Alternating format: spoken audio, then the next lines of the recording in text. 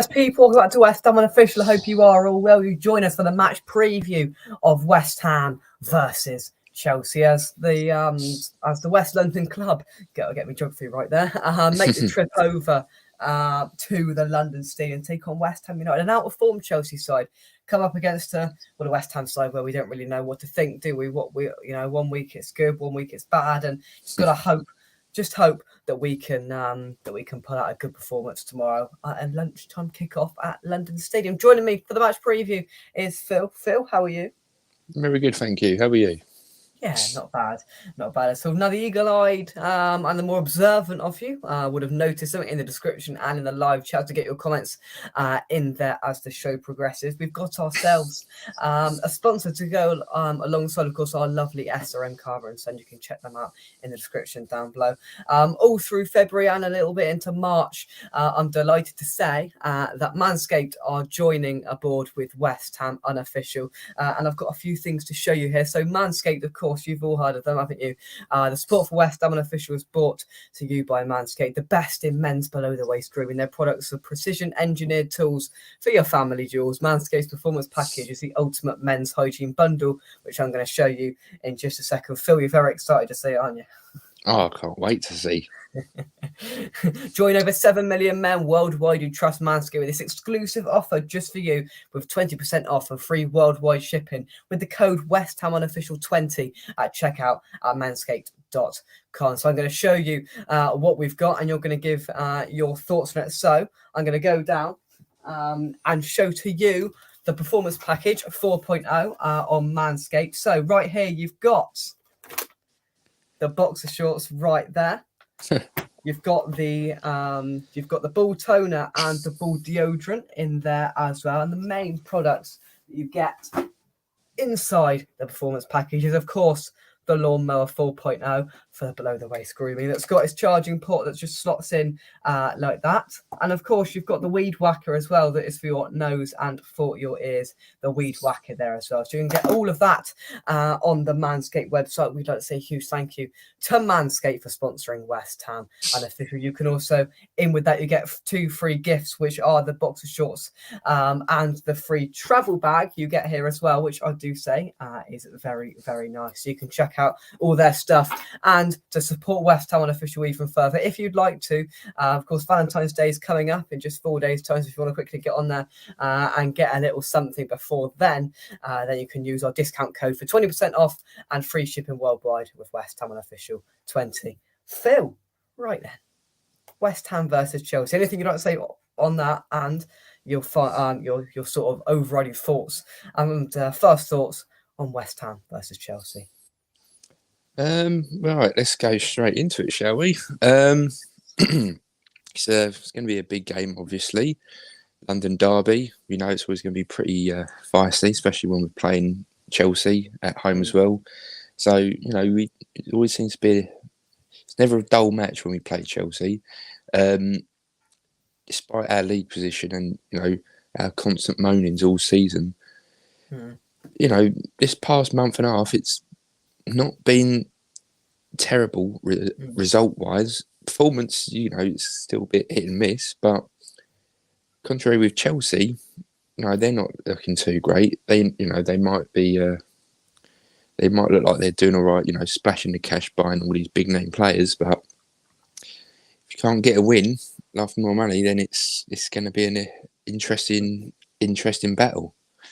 Oh, definitely. Just looking at some of their results, Chelsea, their last 2 games in the Premier League have both been 0-0 draws against Fulham and Liverpool. Before that, they beat Crystal Palace, then lost to Fulham, got battered by Man City in the FA Cup, then lost to City a few days earlier, drew to Nottingham Forest, and then the day after Boxing Day, they did comfortably beat Bournemouth. But they're not in the best run of form by any stretch of the imagination.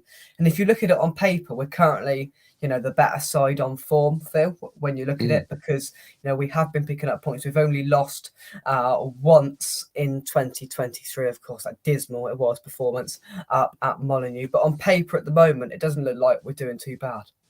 No, exactly.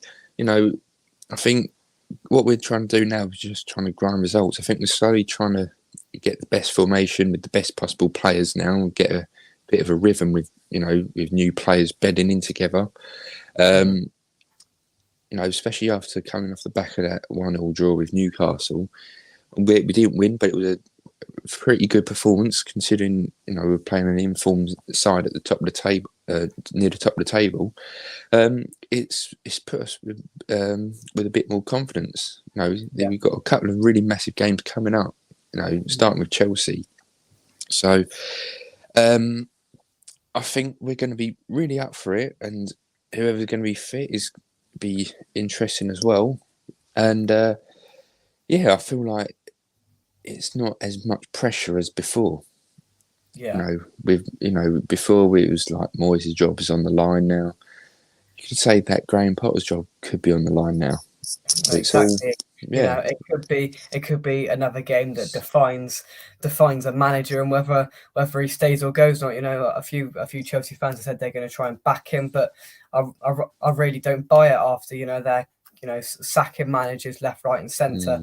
Chelsea, they have a tendency of doing that. Currently sat in 9th, just a point above Liverpool, who are sat in 10th. You put money on that to start the season. Most people would have thought you'd had a few to drink. But I tell you what, Chelsea, they're a very, very vulnerable side, and they've proven that they're bang average so far this season. They are sat in 9th, and we can only take that, with what we've got there, and they're sat 9th, Phil. Yeah, they're a bit stale. They're not really had a decent run of it, have they? They thought, change of manager might freshen things up. Seemed to have looked promising at the beginning, with all new managers coming, but even then it looks like since Graham Potter's been there, it's like his stock is starting to drop, Yeah. And especially now where they're buying a load of players, big money. We don't, they've got to settle in. They won't know what their best team is yet. And, it's all, got all that hype with João Felix, Enzo, Hernandez and all them lot. They could be just another bunch of Chelsea flops. You never know. We've had many of them over the years. So it's interesting to see how that's going to go. Let's see what we've got in the live chat. Then, Sharky, keep you well, mate. Evening, happy Friday, everyone.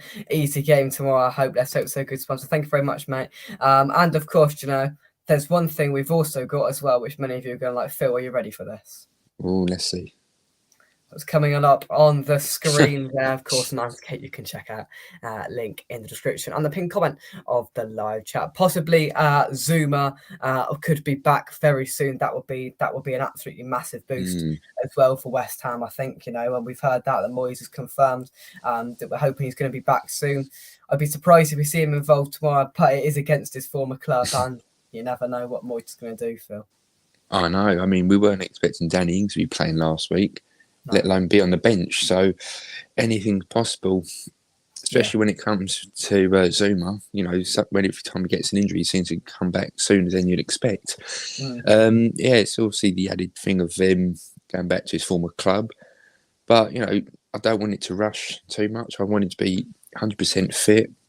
And then hopefully get to see that proper partnership alongside Aguerd. Yeah. No, definitely. That's what we've got to try and see. And to be fair, that's nothing against Ogbonna, but if we can get a sort of, if we can get those three in there, Ogbonna will stay in there, I think, which really solidifies that sort of back three there. Then you've got Zuma, Aguerd, Ogbonna, 3 centre-halves, not sort of a makeshift one. And we've had Keres in as well. We'll get onto all the injury news a little bit later on. But just to have a proper third centre-back there and not a sort of makeshift one that can play there, but isn't that's not his ideal position.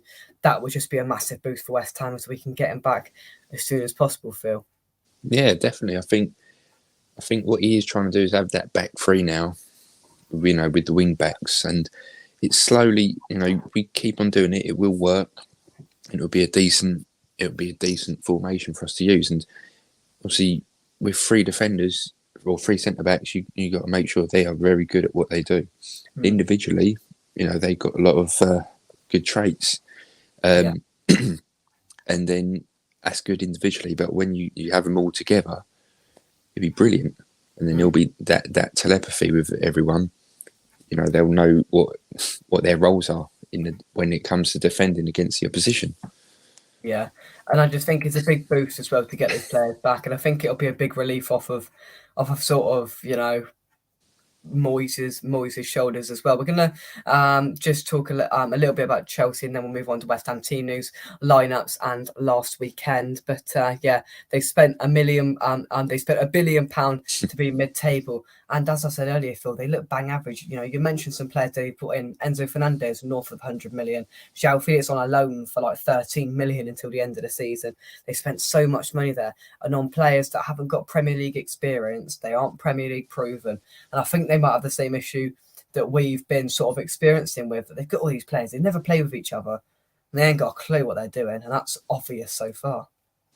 I don't know what it is about Chelsea. Obviously, last 20 years they've been, they've been bankrolled, two different owners now, and not everyone's worked out, and especially more in the last recent years, where especially with the inflation of transfer fees over the last 10 years or so, every time they really go out and, pay big money, it never seemed to work out for whatever reason. I think it's probably a different time now, but, they always have the same thing really, like what we do, is where they even struggle to have a proper striker as well. Yeah. They've got that dreaded curse of the number 9 shirt, haven't they? Mm-hmm. So, they struggle. And I mean, obviously there's João Felix and Enzo Fernandez. I can't even remember who the other ones they signed. Yeah, they signed a lot of sort of European players that many people who watch the Premier League and nothing else won't really have heard of. And I suppose there's an element of the unknown coming into it as well. And Graham Potter is the manager, where if it's not going well, he'll change it. But it hasn't been going well for the majority of the time. And I think they're a very vulnerable side, and especially if we can get out on the front foot early. It's a London derby, 12:30 early on a Saturday. Hopefully the fans will be up for it. If we can get on the front foot, which we failed to do often so far this season, and was evident again last weekend, and really get ahead of them, I think we've got a big chance. And for the first time in a while, I've actually got some confidence of us picking something up. And I've said today, I think we're going to beat them. And that's the first time I've said that, about a big side for, certainly so far this season. I've just got a funny feeling we're going to at least pick up a point. That's going to come back to bite me, I know. But we're going to head through some of the team news and what David Moyes has said in his pre-match press conference. And so he offered he offered an update, I feel, on Thilo Kehrer. So he said, the Iron Sword German international Kehrer subbed off at halftime, as Moyes indicated. The versatile defender did sustain a knock in the 1-1 draw. We are much the way Moyes said we are much the way we were at the weekend. Moyes said Thilo is the main one. He came off for an injury against Newcastle. So after that, I don't think we will get any more boys back compared to last week. Hopefully they're on their way back and we're getting them back for the second half of the season. Moyes says we have been unfortunate with injuries this year. The last couple of years we've had brilliant record on injuries, and the medical team has done a superb job. But maybe because of playing 60 games in the last 2 seasons, it might have taken a toll. He said Moyes is delighted how the new signings have settled into life, with, of course, Danny Ings returning last weekend after a short spell on the sidelines. So Kehrer, we think, is going to be our Moyes doesn't really mention on too much of a specific detail there about whether he's going to be back. He's sort of left it loitering there, and to be honest, I prefer to see Johnson there anyway, Phil.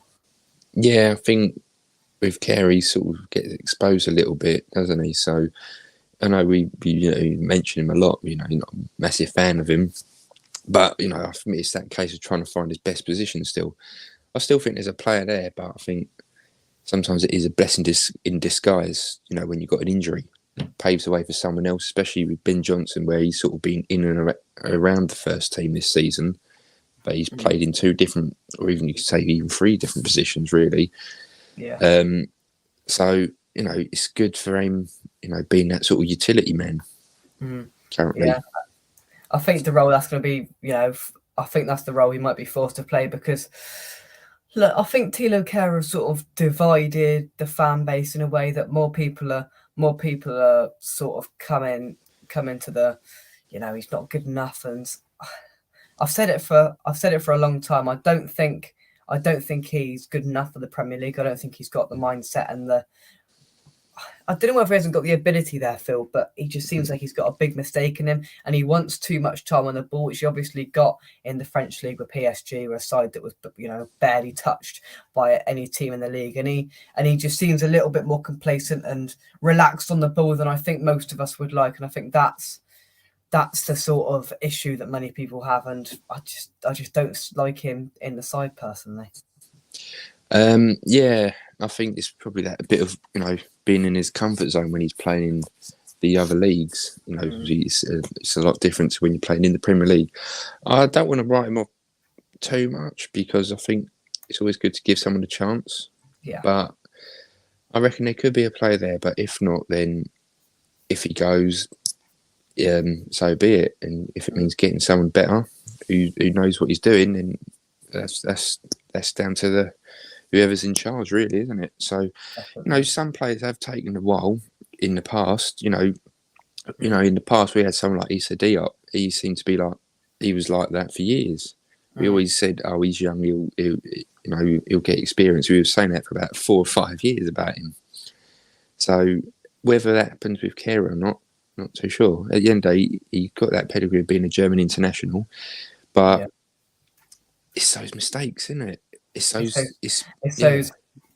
mistakes that are really, really hard to sort of look past, and time would tell whether Moyes has still got faith in him and whether he'll continue to start him. And I thought it was personally a little bit baffling to see him starting over Ben Johnson. Obviously, Ben Johnson did come on at half time in the end, but we'll have to wait and see in that sense. We'll see who else we got in the chat. Steve, I hope you are well. I hope things are all well with you. West Ham tonight, indeed. Kehrer started okay, but seems to have gone downhill pretty rapidly. He certainly has. And in a game like this, obviously he's injured, so we wouldn't expect him to be involved. But in a game like this, definitely this one, I don't think he's suited to it whatsoever. Now, in terms of last weekend, then last time out for the Hammers, we picked up a point that I suppose it stopped the rot in a way, and it got us a point against a decent side. It was a test, and we did in the end stand up to that test after a dismal first 3 minutes up on Tyneside. Many talking points to come out of there. One thing I want to specifically zoom in on is Danny Ings came back. In my opinion, he looked a little bit rusty and perhaps shouldn't have been there. Yeah, he weren't really at it, was it? You'd almost forget that he was even he even played when he come on. Especially because I think he must have touched the ball about 3 times, if that. Yeah. At one point he went down and he stayed down for about 10 seconds, like, oh, here we go. But I reckon it was probably one of those things, put him on the bench, it's like that slight little boost for everyone to think, oh good, he's back, it's not as bad as we thought, his injury. There was that little tease from when they put it on the videos of everyone training before the game. Yeah. But I just want him to be fully fit. I don't want him to be out for like a month or anything like that. We need him to be scoring goals. That's what we signed him for. He's, that's what he is. He's a goal scorer. We just need him to be fully fit, get him playing, get in front of goals. But as long as he's fit, that's the important thing. I don't want him to be running around aggravating a pre-existing injury. Yeah, there was a few positives to take out of the game. I thought definitely Lucas Paqueta. I thought he had an excellent game, and just as well, many people have mentioned it over the last week or so. The more Instagram and Twitter posts that are being put out there, there's more of a smile on his face. There's more of him laughing and joking around. There was that picture of him Downs and Fornals, and it seems like he's enjoying himself a bit more than when he first came, which is which is obviously to be expected coming from a new country. And I think he's really started to come into his element, and we saw bits of that last week up at St James's Park. Overall, there was a lot more positives to take out of it than we've had in recent weeks, Phil. Yeah, it's good to have that sort of, togetherness with the team again. It's always going to be hard with new people coming in. They'll probably just keep themselves to themselves until when they feel settled and more relaxed. That it's all good. So I think stuff like that is good to have, where everyone's sort of happy, smiling. As long as they're all working hard together, they'll sort of know how everyone works. Yeah. And then that will resonate on the pitch in time, and that confidence and that feel-good factor will return. And we're starting to see that now. And I felt it was the beginning of that against the Newcastle game. And I think now, going into these games against Chelsea and then against Spurs, which is a massive game next weekend, of course, away from home. we've got some tests there now, and on paper, when you look at it and don't look at how Chelsea have been going on this season, you'd think, oh, Chelsea at home and the run of form we're on, it's not great. But I genuinely think we've had a chance. I think that's almost resonated, and you can see that in people's predictions so far coming into the chat, and the whole sort of morale around the fan base at the moment. There's a bit more. If we can pick up, maybe, if we can get maybe a win and a loss out of these 2 games now, if we can get a win, I think that's massive, and we could see a turning point. The pressure for the moment, I think, is off David Moyes until we get to that all-important Nottingham Forest game in 15 days' time at London Stadium. That's the make or break one for me. But the pressure's off for the moment. And if we can just get a win out of one of these next 2 games, I think it could be a turning point, Phil. Yeah, definitely. I think I said it in the video last week about in the bare minimum 2 points from these games, just so we haven't lost against them. But if we just win at least one of them, that'd be brilliant. Yeah, it's always, this just makes it more. What's the word? It's more confidence going into the next game. Yeah, and especially when it's one of your local rivals as well. That good vibe going. If we can win this game, we take it into a game that's that's never normal. Spurs away, however crap we've been in the past, we always seem to turn up against the Spurs. So last season was a little bit of an anomaly because of the whole Europe thing when we went up there, and I think it was 3-1, I think it was in the end. I think it was like in between a couple of Seville, sort of European games. So that was a little bit different. But if we can win this game, we've got to take some confidence at the Spurs, because we always turn up, and we've beaten them there already at the Tottenham Hotspur Stadium, and we've got a dramatic point off of them there. We've got history there, and there's no reason why we can't go up there and get something there. So these 2 games, when you look at it straight away, you go, oh, but I think there's some very, very good and plausible ways we can pick up a decent amount of points from these 2 games, and that's the confidence and the sort of mindset we've got to take into it, Phil. Yeah, get that mindset going. We know we got to win these games. Moyes knows that as well, and he will, even if he wants to start off defensive, right? Everyone, they're going to be up for it, and it is massive confidence boost if you get a decent result out of any of them. Spurs, we always seem to, like you said, get a decent result when we're playing at their ground anyway, especially the new ground. So, get a decent result, and then it just bring back that sort of no fear again, like what we had last couple of years when we were playing like the so-called Big Six teams. We always seem to go in there with like, I reckon we can get a result out of them. If we can get back to that, then we could have a great finish to the season. Let's hope so. Let's take some more of your comments. We'll have a look at last time out and move on to some predictions for West Ham versus Chelsea. So keep them coming into the chat. I've started them and we'll read them out when we get to that a little bit later on into the show then. So Gary says, evening. Chelsea been crap for a while. Pop up West Ham, the gift that keeps on giving. I think there's a bit more of a bit of positivity around there, Gary. I'm feeling it. I'm feeling like we can pick something up from the game, and it's plausible, and it's possible. Sharky says, I've seen Hedgie and Mubamba are starting for you. Are they? Because they have been training with the first, obviously with Areola, who's been out injured, and of course with Skamaka and Ings have been out injured, so Mubamba's been involved there as well. So they probably won't be playing a part. Definitely not, because of obviously the 12:30 kickoff time. So we can't expect them to be involved tomorrow. Now, thank you very much for that. Sharky, Mrs. Irons, I hope you are well. Thank you very much for joining us. Sharky says, we just need to see the side get some victories on the board. Winning is the most important thing. Let's have a look here. It says, Potter, though, never lost against... I'll tell you what, Potter has never lost against us, because he used to obviously manage Brighton, and we never beat Brighton. We never beat Brighton, so he's good. Him himself has got a good record against us. So maybe that's some confidence they'll be taking into it. But I'm going to do a last time out twice, because obviously last time out in the league we lost VAR drama at Oh, yeah. Stamford Bridge before Cornet went under his little rock. That game, we've got to take some confidence from that as well. We went to Stamford Bridge and we should have got something out of the game. We won't talk about VAR, but we've taken it to them already once this season, and I said we can do it again tomorrow, Phil. Yeah, I mean, in terms of controversy, that was right up there, wasn't it? So the only thing we was annoyed about was that decision. Otherwise, that would have been a point that we would have had over there. So we still seem to do okay against Chelsea nowadays.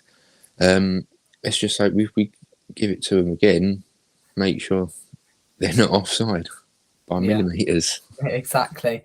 And of course, at the London Stadium, in one of our highlights of our season last season, in a game of football where I think it sort of epitomises the phrase of, you just can't write it. Last time at a London Stadium, of course, a 3-2 win. Do you think Moyes will be trying to reenact that tomorrow? Probably. Pick up those 3 points and be saying we can beat them. We should have got something in September. We beat them at home last season. Let's take that incentive into this game, Phil. That was Masuaku got that goal, didn't he? Masuaku, yeah. Yeah. So we've got Emerson now. So he can do that against his former team. Yeah. Let's see if he can do that. Let's see if he can do that. But yeah, let's take that confidence into it. Let's hope so. So keep your comments coming in. We're going to move on to some predictions. And I'm going to jump in first because Phil, I've got a funny feeling you'll nick my prediction today. So I'm going to jump in first. 1-0, 1-1 is the obvious prediction. I'm going to go for the first option. West Ham are going to win 1-0, and I think it's going to be Declan Rice, the one to get the goal. How it's going to happen, who knows? But Declan Rice is going to get the goal. West Ham are going to win. It's going to be 1-0, and it's going to be a turning point for West Ham in this season. Phil? Well, I was actually going to either go for a 2-2 or a 2-1. Ooh. Yeah. So which one are you going to pick then? Let's go with 2-1. Why not? I haven't done a winning prediction. Who's going to get the goals then? I think Bowen's going to score. He'll cut inside and then smash it on his left. And then the other goal is going to be by... Ooh, who could that be by? 2-2 for Paqueta. 2-2 for Paqueta. I like it. I do like it. So let's take some of your predictions. Then I'm going to scroll through them. Steve says a 1-1 draw. Dad says 2-1 Irons, Bowen and Antonio, who's in agreement with you with one of the goal scorers and the scoreline. Sharky, great minds think alike, mate. I will go for a 1-0 West Ham win. Come on, you Irons. That is what we like to see. So let's take some more of your comments. We want, let's have a look here. We wanted 4 points from 3 games. A win tomorrow, job done. Yeah, exactly. With a game to spare and against a side that we can pick up something against as well in Spurs, because you never know what happens in that one. 2 is going tomorrow. Steve says cannot make it tomorrow. Same with us, but doing Man U and Brighton. Dad, Terry, and Mike are going up to Man U again. They're doing a derby again. At this stage, I'm not going, unfortunately. So we'll have to stay at home and have to do this, Phil, unfortunately. But yeah, Brighton game. So yeah, that's good. Good stuff. We've got some really important games coming up in the next month now. Try and get through the next round in the FA Cup. Some important games in the Premier League. Some big games and some big moments coming up in the next month for West Ham United. Indeed, 2-0. Bowen and Benny says that's some part very good. I like it. Some final thoughts then, Phil. What would you be saying if you're in the dressing room tomorrow? Tomorrow morning, I was going to say. Just about, tomorrow morning, yeah. Yeah. I'll say, look, we've got a decent result against Newcastle last week. Let's carry on that momentum. Let's go all out and let's go for 3 points. You know what Chelsea's all about. We always seem to get something out of them. They're not in the best of forms. They seem to be sliding down. We're slowly getting on the up. So let's prove that point. Let's go out there and give it to them good. Yeah, let's hope so. King Arthur scored a worldie in that game. He certainly did. Mrs. Zion said, nervous about tomorrow. I tell you what, I'm sort of nervous a little bit. I think it's because it's we don't really get many lunchtime Saturday kickoffs. It's quite a rare thing for West Ham. I can't remember the last time we had a Saturday lunchtime game, but we're going to get into the weekend straight away. And let's hope West Ham can not ruin it, hey? And I've got a funny feeling they're not going to, a funny feeling not. 9-0 to the Hammers, mark my words. Well, I tell you what, then, if that happens, then somebody needs to buy you a lottery ticket when you're old enough, because that would be brilliant. That would be brilliant.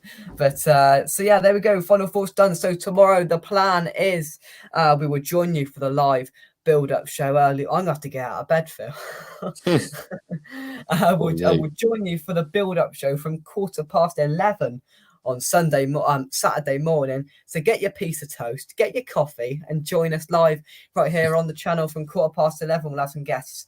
We'll have all of the normal chit chat on a match day. There will be no match day Natter members, unfortunately, tomorrow, because by the time I get it out, the game will be kicking off. So I'll do something pre-match for you.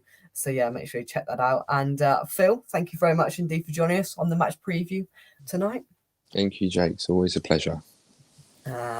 It's just mutual, Phil. So before we go, I would like to thank our sponsors through February and into March, Manscaped, for sponsoring West Ham Unofficial. You can check out them by clicking the link in the description down below and in the pinned comment to get 20% off. Use the code West Ham Unofficial 20 at checkout for that 20% off and free shipping. You can get products like the Manscaped Lawnmower 4.0, skin safe technology, waterproof, and look at this.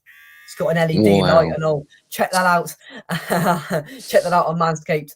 And to really, really support the channel, use the discount code and help out the channel even more. Check out SRM Carver and Son as well for your screening and aggregate recycling services across Southern England as well. Phil, only one thing left to say.